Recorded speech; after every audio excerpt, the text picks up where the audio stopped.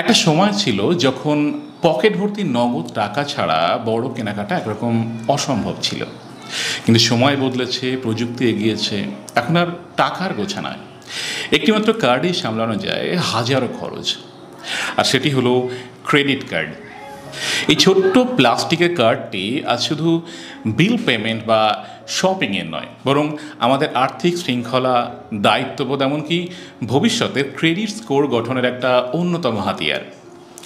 ঠিকভাবে যদি আমরা এটা ব্যবহার করতে পারি তাহলে এটি আমাদের সব থেকে ভালো বন্ধু হয়ে উঠতে পারে। আবার যদি ভুল পথে আমরা ব্যবহার করি তাহলে ঋণের মতো একটা দুঃস্বপ্নের কারণও হয়ে উঠতে পারে। সো হাই ফ্রেন্ডস, আশা করি সবাই খুব ভালো আছেন। Welcome to my channel. আজকে এই ভিডিওতে আমরা আলোচনা করার চেষ্টা করব যে ক্রেডিট কার্ড আসলে কি, ক্রেডিট কার্ড কিভাবে কাজ করে, এর সুবিধা অসুবিধা, এবং এই ক্রেডিট কার্ড কি আমাদের সত্যিই ব্যবহার করা উচিত। আসুন জানার চেষ্টা করি। সবার প্রথমে আমরা চলে আসি যে ক্রেডিট কার্ড কী জিনিস। ক্রেডিট কার্ড হলো একটি আর্থিক যন্ত্র বা ফিনান্সিয়াল টুল, যার মাধ্যমে আপনি ব্যাংকের কাছ থেকে টাকা ধার নিয়ে খরচ করতে পারেন এবং পরবর্তীতে সেই টাকাটা আপনি শোধ দিতে পারেন। এটি একটি বাই নাও পে লেটার ব্যবস্থার একটা আধুনিক সংস্করণ বলা যেতে পারে। সহজ ভাষায় যদি আমি বলি তাহলে ব্যাপারটা এরকম দাঁড়ায়, ডেবিট কার্ডে আপনি নিজের অ্যাকাউন্ট থেকে টাকা খরচ করেন, আর ক্রেডিট কার্ডে কী হয়, ক্রেডিট কার্ডে আপনি ব্যাংকের টাকা খরচ করেন এবং পরে সেটা শোধ দিয়ে থাকেন। এবার আসি আমরা যে এই ক্রেডিট কার্ড কিভাবে কাজ করে।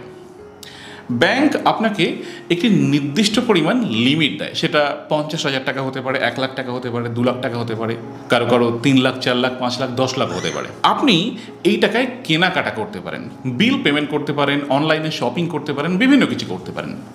প্রতি মাসে একটি বিল তৈরি হয় যেখানে আপনার খরচের একটা হিসাব সেখানে থাকে। সেই বিল পরিশোধের জন্য আপনাকে একটা গ্রেস পিরিয়ড দেওয়া হয়, 25 থেকে 35 দিন পর্যন্ত এটা হতে পারে। ব্যাংক টু ব্যাংক এটা ভ্যারি করে। আমি জাস্ট একটু বোঝানোর জন্য এটা বললাম যে একটা নির্দিষ্ট টাইম লাইন দিয়ে থাকে যার মধ্যে এটাকে আপনার পরিশোধ করতে হবে। যদি আপনি সেই নির্দিষ্ট টাইম লাইনের মধ্যে আপনার ঋণটা পরিশোধ করতে পারেন সেক্ষেত্রে আপনার কোনো ইন্টারেস্ট বা সুদ লাগবে না। আর যদি আপনি এই টাইম লাইনের মধ্যে পরিশোধ না করতে পারেন সেক্ষেত্রে আপনার মাসে 3 থেকে 4% পর্যন্ত সুদ এবং লেট ফাইন লাগতে পারে।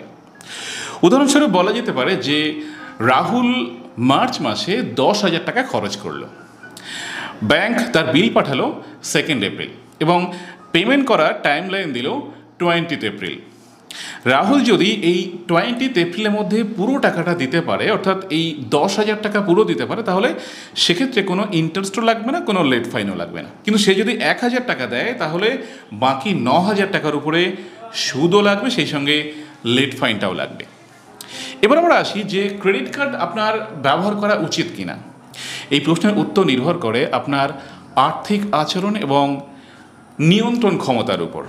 কারা ক্রেডিট কার্ড ব্যবহার করতে পারেন বা কাদের জন্য এটা সুবিধাজনক?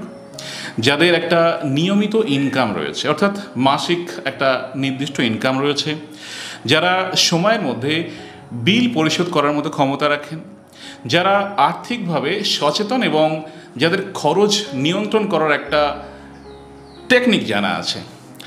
আর কাদের নেওয়া উচিত নয়? যারা খরচের নিয়ন্ত্রণ রাখতে পারেন না, যেমন আমি তো খরচের নিয়ন্ত্রণই রাখতে পারি না। যারা বারবার বিল মিস করে থাকেন, তাদের সুদটা তো অনেক বেড়ে যায়, তাদের জন্য এটা খুব একটা ভালো নয়। যাদের ফাইন্যান্স নিয়ে খুব একটা অ্যাওয়ারনেস নেই, তাদের এটা অবশ্যই ব্যবহার করা উচিত নয়। ক্রেডিট কার্ডের ভালো দিক যদি আপনি বলেন সেক্ষেত্রে আমি বলবো এখানে রিওয়ার্ড পয়েন্টের একটা ব্যাপার রয়েছে। প্রতিটি খরচের সাথে পয়েন্ট জমে এবং যা দিয়ে আপনি শপিং, ট্রাভেল, গিফট কেনা এগুলো করা যেতে পারে। এছাড়া কি থাকে, ক্যাশব্যাক অফার থাকে। অনেক সময় কিছু নির্দিষ্ট খরচে ব্যাংক আপনাকে টাকা ফেরত দিয়ে থাকে, কিছু পার্সেন্টেজ টাকা ফেরত দিয়ে থাকে, 5%, 10%।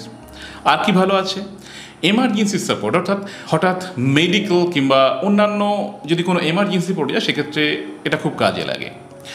ফ্রি ক্রেডিট পিরিয়ড, অনেক সময় 30 থেকে 35 দিন সময় পাওয়া যায় টাকা পরিশোধ করার জন্য, এতে ক্যাশ ফ্লোটা অনেক সময় ভালো থাকে। এছাড়া ইএমআইয়ের সুবিধা আছে। বড় বড় খরচ যেমন মোবাইল, ফ্রিজ, ল্যাপটপ এগুলো কিস্তিতে ভাগ করে শোধ করা যায়।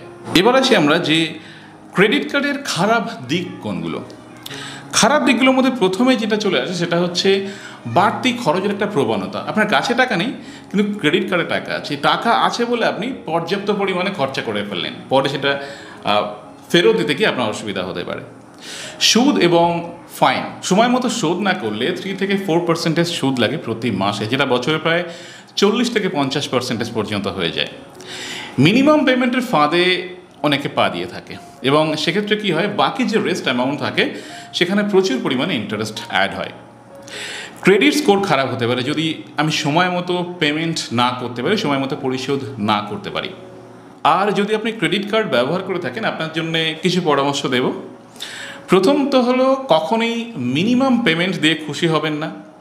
নাম্বার 2 হচ্ছে, সময় মতো পুরো বিল শোধ করার চেষ্টা করুন। যতটা লিমিট দেওয়া হয়েছে ততটাই খরচ করবেন এমন নয়, আপনার সীমা বুঝে খরচ করুন।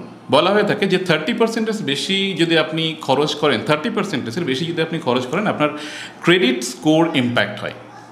সুদ এবং চার্জের নিয়মগুলো ভালো করে পড়ে নিন, ভালো করে বুঝে নিন। একাধিক ক্রেডিট কার্ড না রাখাই ভালো, 1টা থেকে 2টো যথেষ্ট।